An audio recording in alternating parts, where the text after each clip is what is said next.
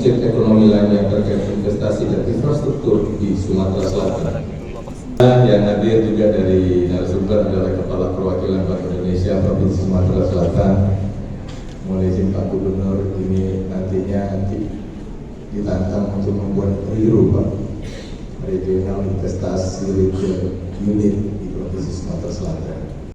Menarik ya, asal kita punya tekad yang sama bahwa ini jangan dulu kita berpikir tentang jangka pendek, kita harus berpikir juga jangka panjang kalau kita bicara investasi. Satu, tenaga kerja; kedua, putaran uang. Jangan terus mau ambil, kita mau segera terus mau bicara bagaimana ambil pajaknya, ambil PNBP-nya, nanti dulu itu. Yang utama adalah servis yang baik dan bisa mengurangi angka pengangguran. Baru berikutnya putaran uang. Nah, setelah mereka berjalan dengan baik, baru kita bicara tentang kontribusinya, tentang pajak, tentang PNBP. Jangan investor itu baru mau mulai lah terbebani.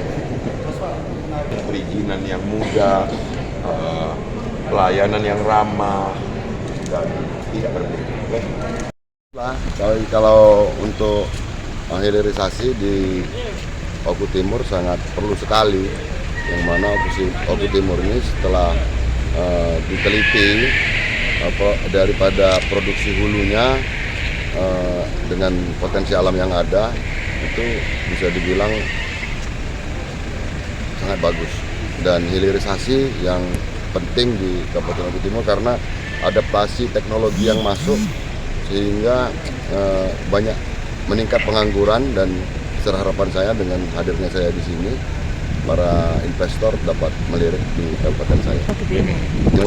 BPNPTSP, nah itu bisa menjadi pendampingan untuk mengentry, dengan kita harapkan dengan sinyal tersebut diharapkan itu memiliki bonus yang baik untuk perizinan tersebut. Nah, tapi kalau untuk sekarang sudah bisa di-entry lewat www.ossrba.go.id. Jadi maupun baik UMKM maupun UMK maupun penanaman modal negeri maupun ini tadi itu bisa langsung input secara mandiri. Kalau untuk di Sumsel Ini yang kami dapat stoknet dari Kementerian Investasi BKPM RI itu kurang lebih 3.200 pelaku usaha.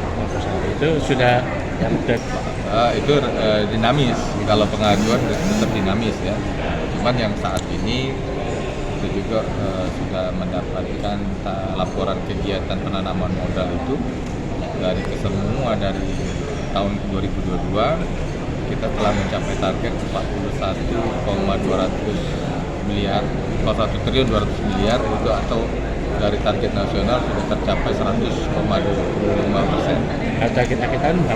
Tahun 2023 ini kita diberikan melalui Kementerian Investasi BKPM RI itu target laporan kegiatan penanaman modalnya 55 triliun. Menaik drastis karena investasi ini merupakan salah satu pilar yang diamanatkan oleh Pak Presiden Indonesia Pak Joko Widodo waktu Rakornas di Sentul. Memang kita sudah melalui ya dampak, tapi sekarang untuk bisnis itu grafiknya meningkat. Kalau dari tahun 2021 cepat meningkat.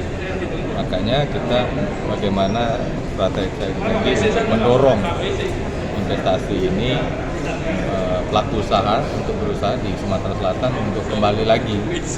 Yang terkoreksi saat ini grafiknya masih positif.